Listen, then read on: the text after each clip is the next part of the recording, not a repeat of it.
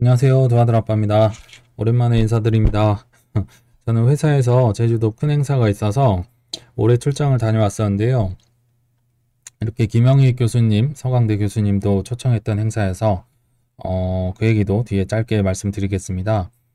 아무튼 요새 오르는 날에만 제가 영상을 올리는 것 같아서 본의 아니게 심지어 미국 6월 CPI도 9.1%로 높게 나온 상황에서도 이렇게 시원한 상승이 나와줘서 일단 기분은 좋은데, 근데 아마 저도 그렇고 여러분도 그렇고 이 상승 이유를 되게 구체적이고 합리적인 이유를 찾기는 힘드실 거라 봅니다. 그래서 이게 딱딱 맞아 떨어지지가 않거든요, 항상. 그래서 제가 볼 때는 이 상승은 이미 위축될 대로 위축됐던 투자 심리에다가 이제 제가 경기 침체 할아버지가 와도 되면 오른다. 때가 돼서 올랐다. 오를 때가 돼서 올랐다. 이렇게밖에 말씀을 드릴 수가 없을 것 같습니다. 그래서 합리적인 이유는 저도 찾지 못했다. 이걸 말씀드리고 넘어가겠습니다.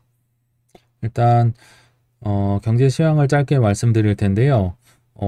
별로 좋은 뉴스는 없죠. 그래서 제가 중요한 것만 몇 개 말씀을 드리면, 일단 세계적인 경기 침체를 막을 수 있는 트렌드는 이 방법밖에 없어요. 금리 인상을 제외하고는 그건 양날의 검이니까.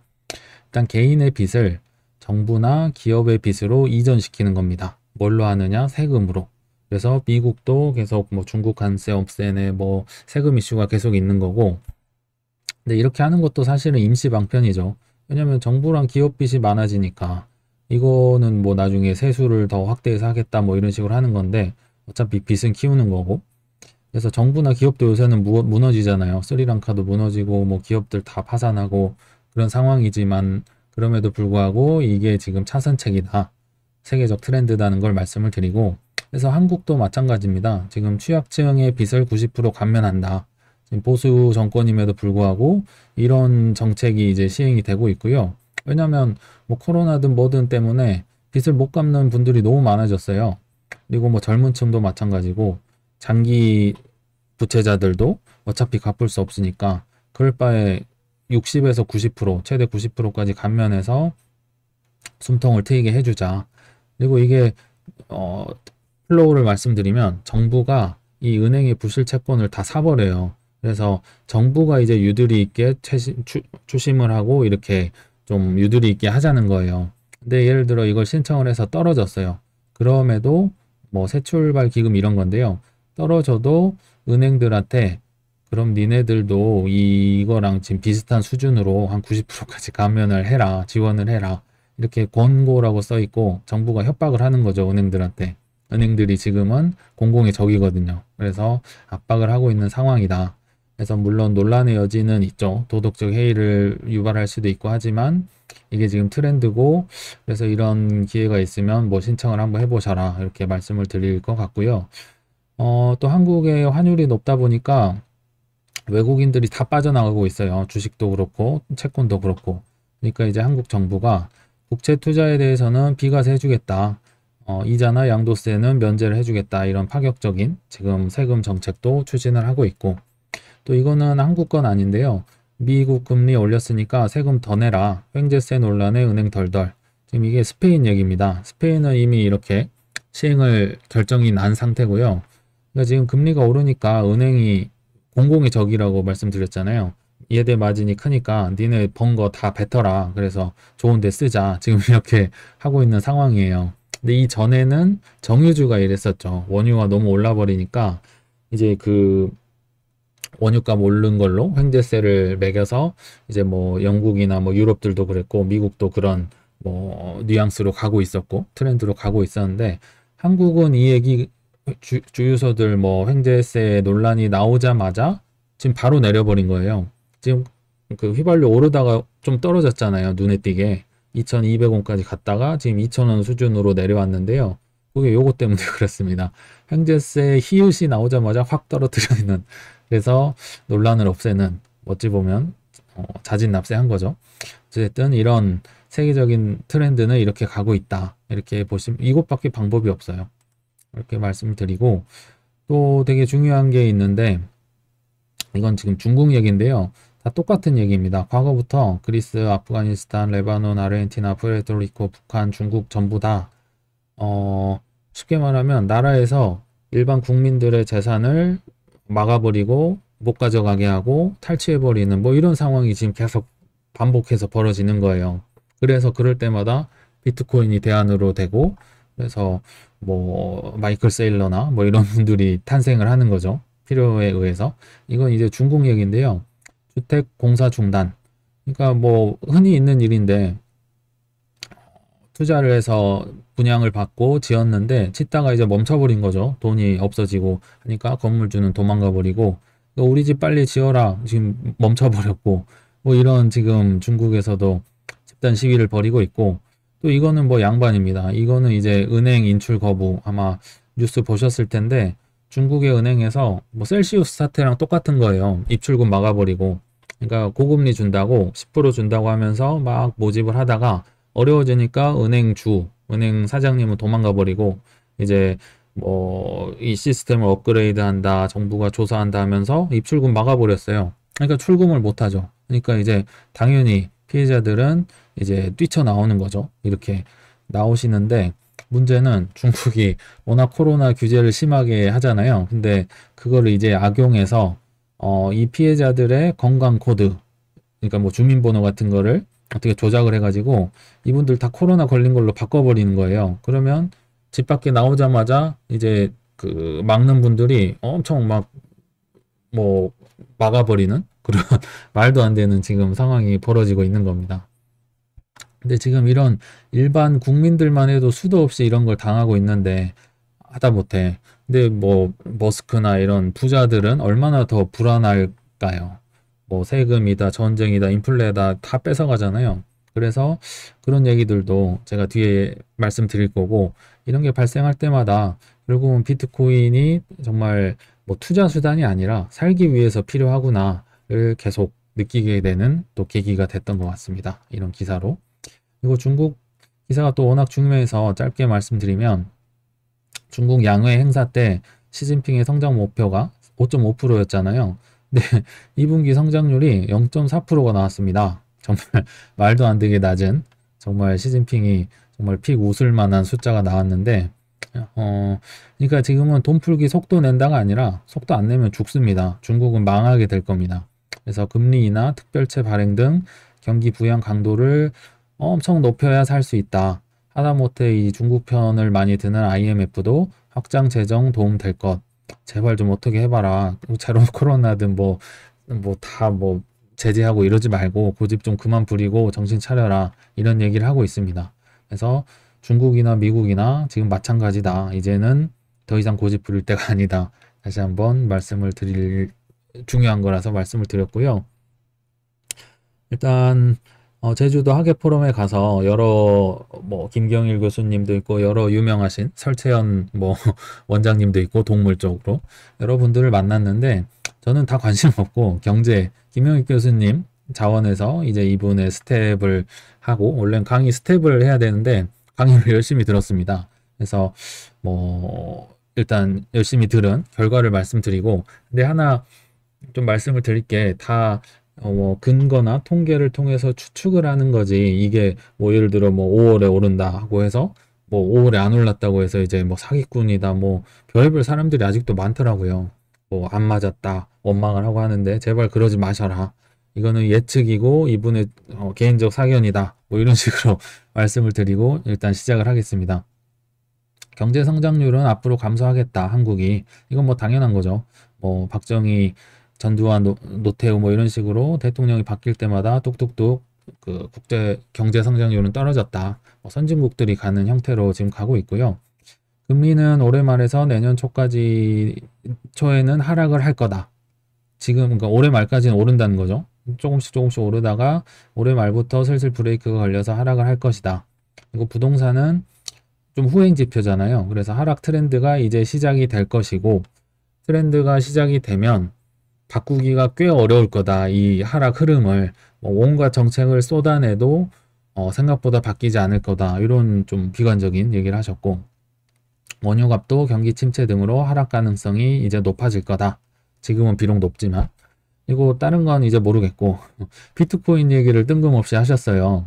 예전에 뭐 비트코인에 관한 책도 쓰셨고, 사모님이 17년에 비트코인 사셔서 좀 비판적으로 얘기도 하셨었고 했는데, 지금은 비트코인은 생존 가능할 거다 이제 인정을 하셨고, 대신에 5% 이내로 자산 비중으로 해서 좀 투자를 하셔라. 왜냐면 여기 오신 분들이 다 뭐 대표님, 회장님들이고 뭐 60대, 70대 뭐 이러거든요. 그러니까 그분들한테 뭐 많이 투자라고 하실 수는 없을 거고, 근데 이렇게 거시경제의 대가 그리고 전문가분이 이 비트코인에 대해서 생존 가능하다 좀 긍정적으로 얘기를 하셨다는 거, 뭐 사놓고 잊어라 뭐 이런 얘기는 하셨는데, 얘기를 하셨다는 차원에서 다시 한번 야, 비트코인 이제 죽지 않겠구나, 대단하구나를 다시 한번 느꼈습니다. 그래서 이것도 참고로 알아두시면 좋을 것 같고, 이제 이 얘기를 하고 싶어서 이 영상을 만들었습니다.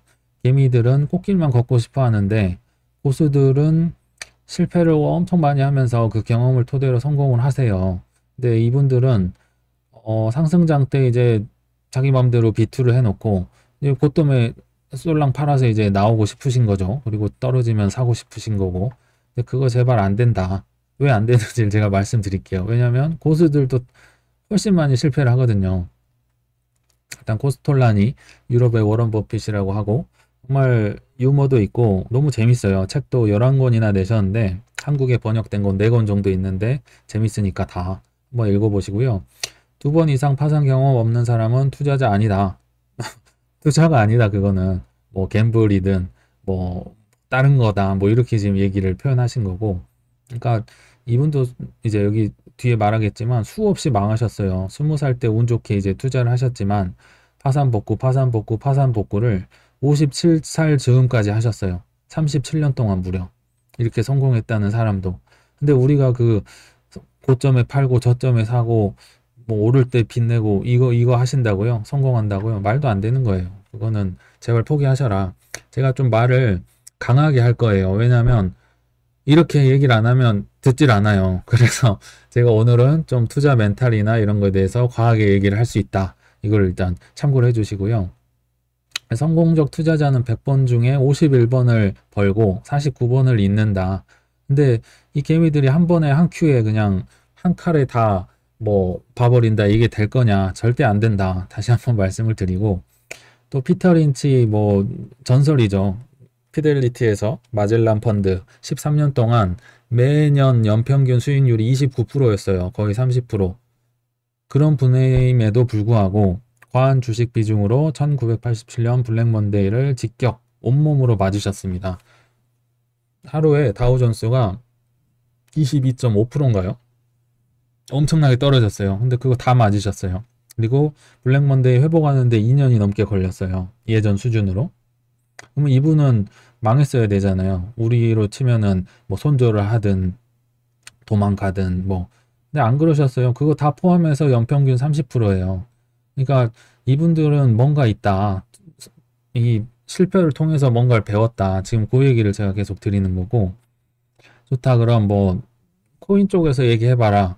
제가 어슴새벽 유튜버님을 코인 유튜버로서는 최초로 이렇게 정말 많이 배웠고 정말 대단하신 분 같은데, 이분도 뭐 유튜브를 보면 길게 얘기는 안 하시는데 서브프라임 때도 좀 한 번에 최초에 아마 최초인 것 같은데 큰 실패를 보신 것 같고, 또 이번 루나 사태 때도 UST 투자를 좀 하셨던 것 같아요. 디파이에 맡겨서.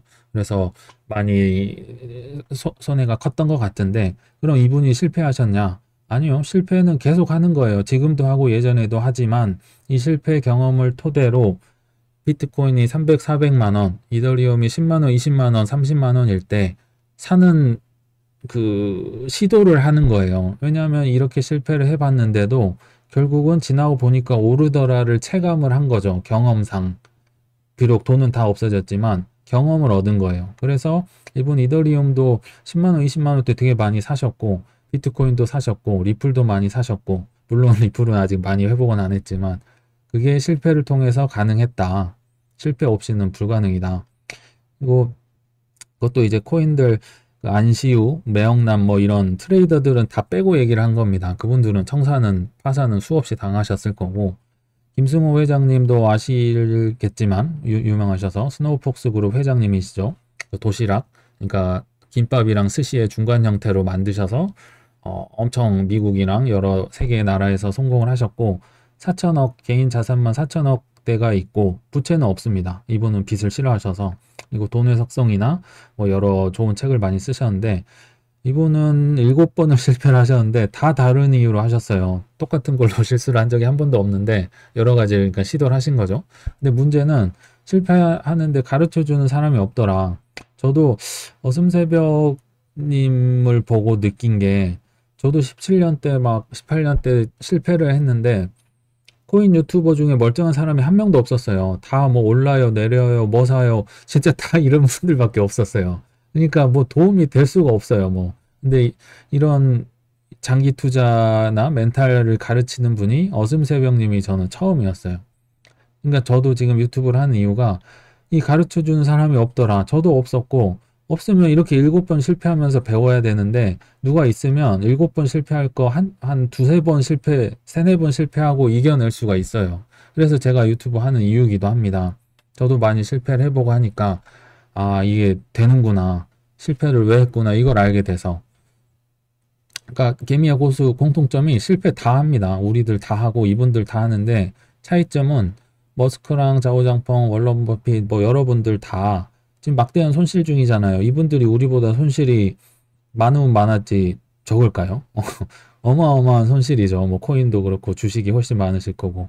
근데 이런 분들은 그 다음을 준비를 해요. 뭐 분할 매수를 해요. 떨어지면 또 사고, 떨어지면 또 사고, 떨어지면 또 사고. 근데 더 이상 돈이 없다. 그러면 아, 이게 사이클에 있어서 기다리다 보면 오른다. 이런 걸 경험상 아는 거예요. 그러니까 뭐 여유 있게 기다린다든지 이런 플랜이 있고 준비가 돼 있는데 우리는 그냥 한 큐에 그냥 봐보려고 하고 또 욕심에 막 빚을 내고 이런 게 우리의 속성인 겁니다. 그래서 그러면 안 된다는 차원에서 지금 제가 목에 정말 열변을 토하고 있는 겁니다. 그리고 이제 머스크 참 천재죠. 제가 머스크 얘기는 많이 했었는데 예측이 틀렸을 때 머스크가 뭘 했는지를 다시 말씀을 드리려고 이런 천재들도 대비를 하는 걸 보여주려고 말씀을 드린 거고 트위터를 인수를 하는 목적은 제가 너무 특집에서 너무 많이 얘기를 했으니까 그냥 넘어가겠습니다. 왜 트위터 인수를 철회했을까? 그 다음은을 이제 트위터 인수를 철회한 걸로 이제 결정을 하신 거죠. 플랜 B였던 거죠. 근데 이 기사가 나와도 마땅하게 제가 만족할 만한 답은 얘기를 못 하시더라고요. 가짜 계정이 많아서 그랬다. 트위터는 뭐 5%인데, 머스크는 20%라고 주장을 했고, 뭐 인수 가격을 조정하기 위해 수를 쓴 거다. 제가 볼 땐 다 아닌 것 같고요. 제가 추측한 거를 일단 말씀드리겠습니다. 일단 머스크는 세계 5대 천재예요. 지니어스고, 뭐 애플의 스티브 잡스의 버금가는 천재인데, 이분은 결론부터 얘기하면 모든 경우의 수를 다 대비를 하셨어요. 이 트위터가 쭉쭉 오르고 경기 침체가 안 와서 좋을 때는 당연히 트위터를 인수를 했겠죠. 트위터 인수 가격이 주당 50불인데 예를 들어 현재 가격이 80불이에요. 인수 안 할까요? 인수 100% 하셨을 겁니다. 당연히 이익이니까. 그리고 이유는 탈중앙화 매체나 지갑, 코인 지갑 등을 통해서 내 세계 1위, 이 자산을 보존하기 위해서다. 이거는 말씀드렸으니까 넘어가고 이제 2번 때문에 제가 말씀을 드린 건데 경기 침체가 뜻하지 않게 와버렸고 이분도 몰랐을 거잖아요. 그러니까 대비를 하신 건데 보험용으로 하락을 하면 어떻게 할 거냐를 대비를 어떻게 하셨냐면 일단은 트위터를 인수해야 되니까 테슬라 등 주식 매도를 명분 있게 매도를 하는 게 가능합니다. 왜냐? 이거 사야 되니까. 이거 54조, 5조 비싼 거니까. 그래서 이분은 연봉도 없어요. 스톡 옵션밖에 없는데 이 스톡 옵션을 10조나 되는 거를 그래서 꺼리낌 없이 명분 있게 파는 거죠. 파셨죠. 근데 뭐 설사 이제 최악의 경우 뭐 위약 뭐 트위터가 고소를 하고 소송을 하고 해가지고 졌다고 쳐봐요. 그럼 위약금이 1.3조를 내셔야 돼요. 근데 뭐 냈다고 쳐요. 최악의 경우. 그리고 소송비 한 1,000억 정도 들 거거든요. 그래도 이분은 8.6조가 남아요. 그러니까 이런 걸 보면 천재라는 걸 느낄 수 있고 또 혹자는 인수위도 없었다. 원래 스톡 옵션 매도만 목적이었다. 이렇게 말하는 전문가들도 꽤 많아요. 근데 아니에요. 제가 볼 땐 아니고 왜냐 이분은 세계 1위 부자라니까요. 탈중앙화 매체 지갑 내 거 탈중앙화가 뭐냐면 내 맘대로 한다는 거예요. 쉽게 말하면 상장 폐지 시켜버리고 주주 뭐 뭐 1대주주, 2대주주 없고 내 뜻대로 내 코인을 그 비트코인이나 이런 걸로 재산을 보존하고 싶다. 이거 나중에라도 하실 거예요. 지금은 경기 침체가 와버려서 테슬라 뭐 주가 방어해야 되고 내 파이 자체가 작아지니까 일단은 보호를 하는 차원에서 플랜 B를 쓰신 거지 상황이 좋아지면 이건 다시 언제든 다시 시도를 해볼 거라고 보고요.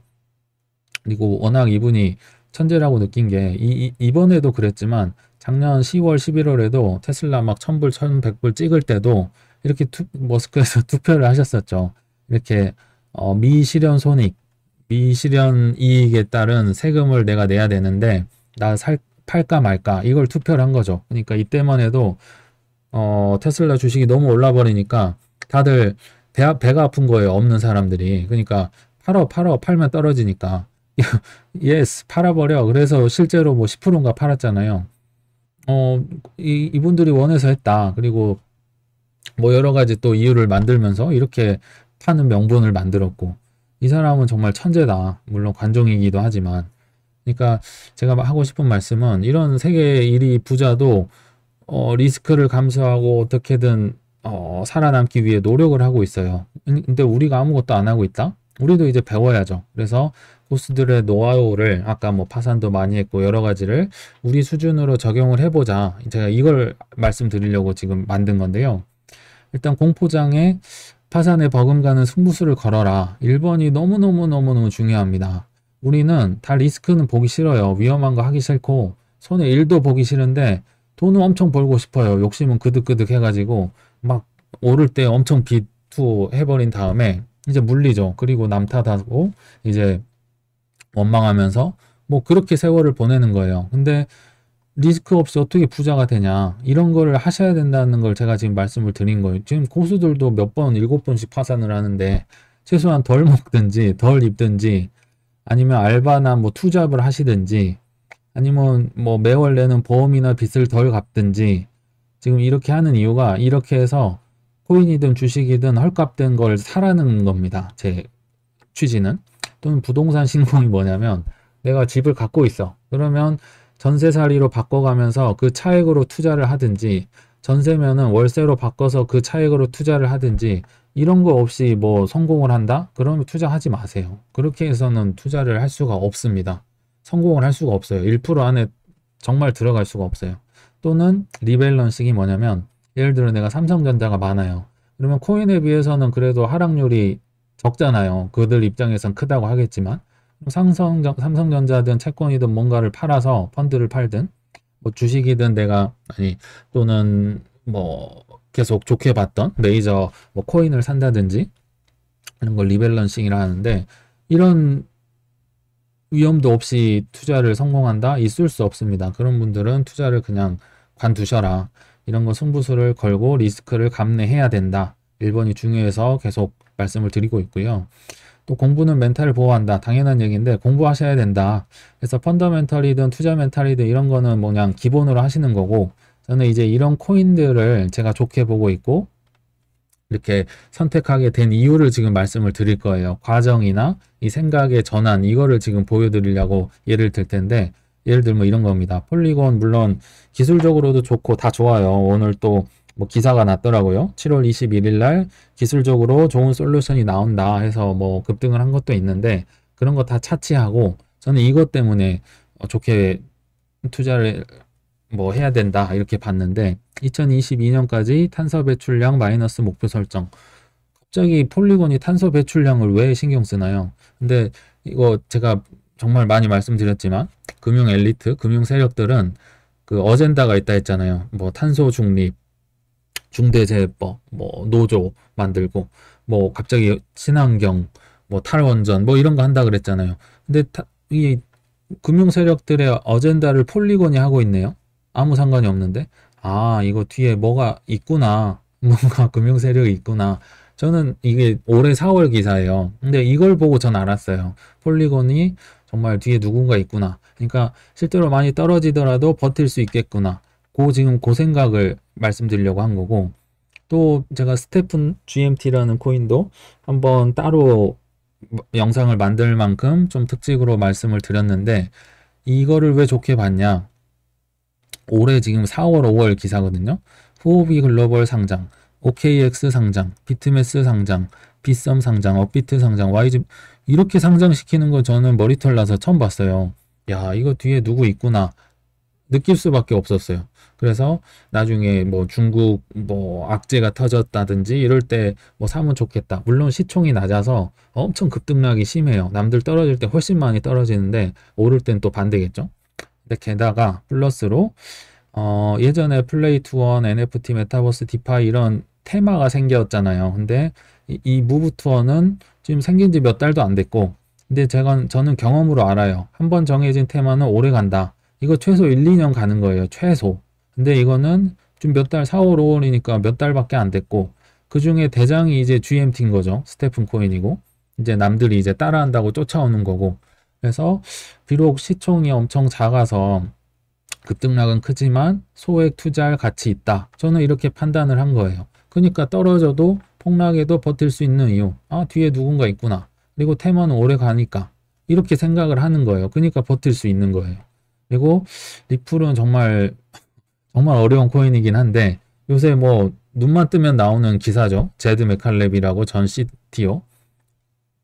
이분 뭐 우리는 그렇게 궁금하지도 않는데 권도영 대표 예전 나오는 것처럼 계속 일거수일투족이 나오고 있죠. 그럼 뭔가 수상한 거예요. 지금 리플 뭐 90억 개인가 뭐 많이 갖고 있는 거 계속 팔다가 마무리쯤 와가지고 280만 개 매수했다. 그리고 혹시 모를 급등에 대비해 500만 개는 보유할 것, 뭐 이런 소리를 하고 있어요. 이렇게 얘기 안 해줘도 되는데, 그리고 이건 전 CTO인 거고, 제드 맥칼렙은. 현 CTO는 리플 대신 자사주, 그러니까 리플랩스죠. 리플랩스 주식을 선택을 했는데 난 후회한다. 뼈 아픈 실수. 이런 얘기를 하는 게, 리플이 뭔가, 조만간 좋은 소식이 있으려나? 이런 생각을 해보게 되는 거죠. 근데 이거는 지금 절대 사시면 안 됩니다. 폴리곤도 그렇고, 스테픈 다 너무 올랐어요. 폴리곤 지금 뭐 1200원인가 할 텐데, 600원 가고 400원 갈 때 안 사고, 지금 사면은 말도 안 되는 거죠. 스테픈 코인도 그렇고. 그래서 지금 이 플로우를 생각의 전환을 말씀드리는 거지, 이거 지금 사시면 큰일 난다. 너무 많이 올랐다를 말씀드리려고, 이거를 가져왔고요. 그래서 이제 결론입니다. 결론은 다 아는데 다 못하는 게 투자의 매력. 코스톨라니는 투자가 쉬웠다면은 중노동자는 세상에 없었을 거다 이 얘기를 합니다. 너무 어렵다는 게 투자죠. 근데 다 아는데 못해요. 왜냐? 리스크 감수 1도 하기 싫거든요. 난 안전하게 하면서 많은 돈을 벌고 싶거든요. 그러니까 안 되는 거예요. 제발 이러지 마셔라. 이거 여러분을 만족시킬 쪽집게는 없다. 있어도 믿지 마셔라. 본인이 공부하고 본인 판단으로 하는 거지. 제가 아까 이런 뭐 흐름을 말씀드렸잖아요. 이런 것들. 이렇게 하시는 거지. 뭐 남이 얘기한다고 뭐 남이 빚내서 손가락 눌러서 투자해줬나요? 그런 핑계 정말 그만 대셔라. 이거 머스크, 김영익 교수 등 비난하려면 그보다 나은 걸 보여줘라. 머스크 욕하는 사람은 아직도 투자 공부를 덜 하신 거예요. 머스크처럼 비트코인이나 도지코인 뭐 홍보하는 인플루언서가 누가 있어요? 세계 1위 부자 중에. 세계적인 부자들 중에 다 해도 숨기고 언론 뒤에서 숨어서 뭐 하락장 조장하고 다 이러고 있는데 얼굴 마담으로 이렇게 나와서 오히려 이분은 고마운 사람이에요. 그리고 김영욱 교수님 그렇게